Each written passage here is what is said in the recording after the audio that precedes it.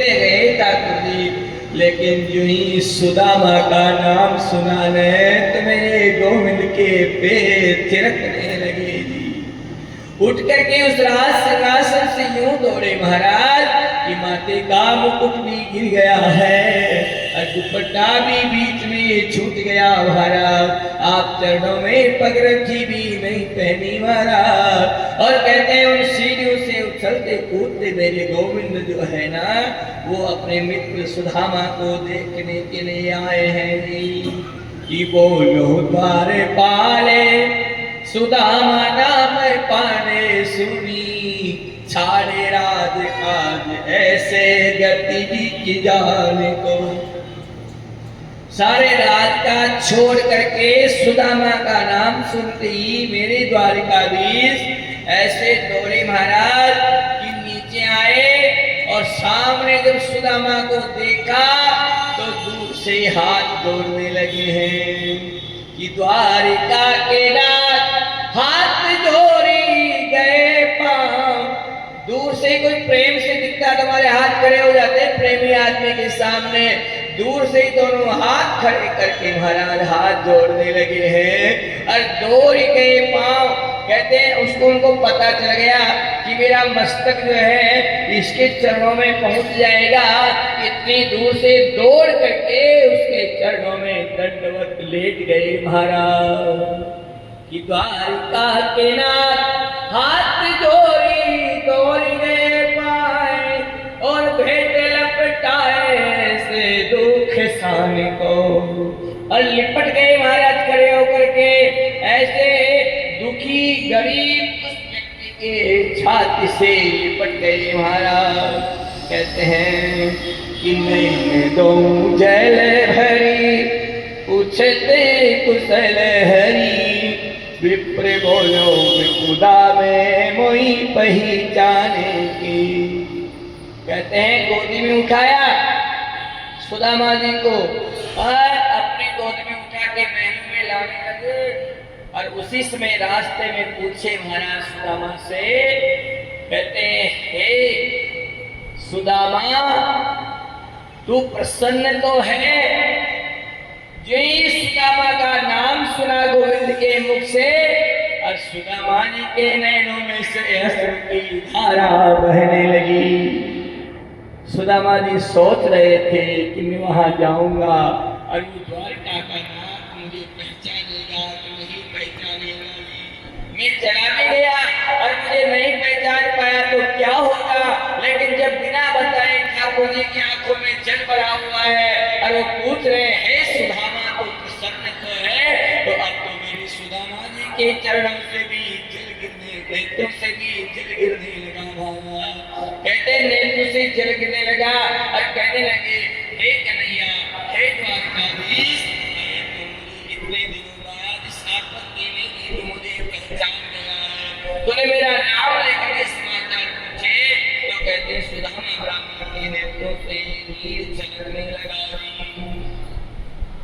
ठाकुर जी ले गए महाराज। कहते ऊपर ले जा करके एक चौकी थी महाराज कि मंदिर चौकी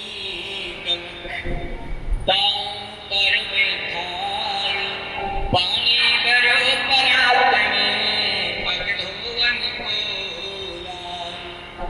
एक से सुशोभित चौकी महाराज खुद ही ला रहे, खुद ही परात में पानी भर के लाया। कहते स्वयं ठाकुर जी आज जो है अपने सखा को अपने सिंहासन पर बिठाया महाराज और खुद ही परात पानी खिलाए, खुद ही महाराज चौकी लाए। कहते सारी की सारी रानियां पटरानियां ठाकुर जी के इस भाव को देखी ने तो चकित हो गई महाराज। राजा रमणी सोरे सहस बहु सेवकन समेत आठों पटराणिया रही चकित चिते है।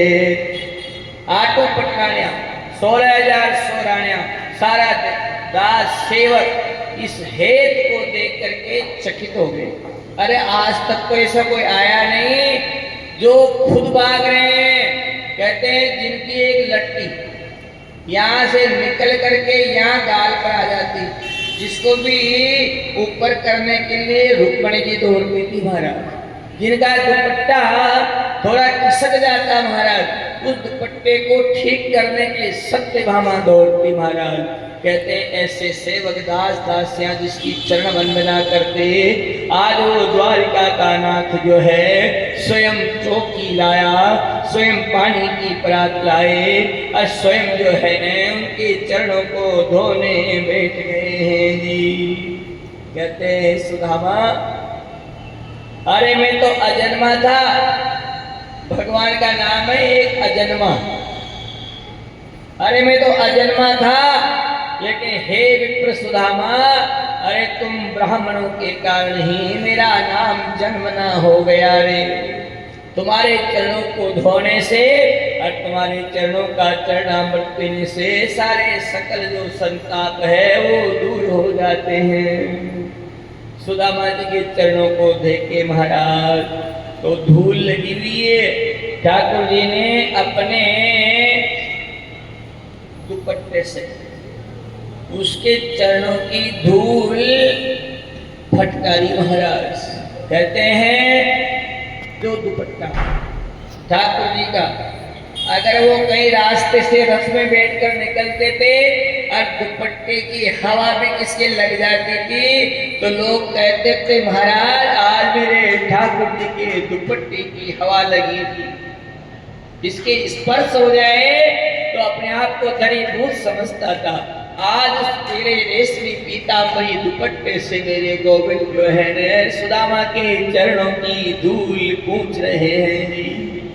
सारी सनी मिट्टी को अपने दुपट्टे से पूछा महाराज और कहने लगे हैं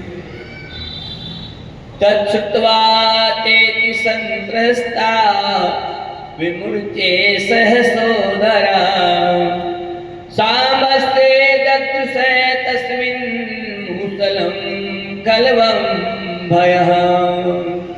कहा है उसके चरणों को महाराज देख करके वो कहने लगे हैं कि बिहाल बिवाइन सो पग, कि ऐसे बिहाल बिवाइन सो पगे कंटक जाल लगे पुनि जोए। हाय महादुख पायो सखा तुम, आए न इते न किते दिन कोए। अरे देखी सुदामा की दीन दशा, अरे देखी सुदामा की दीन दशा, करुणा करके करुणा निधि रोए। हर पानी पर हाथ को हाथ छुयो नहीं, नैनन के जल सो पग धोए। इस ओर में रख दो।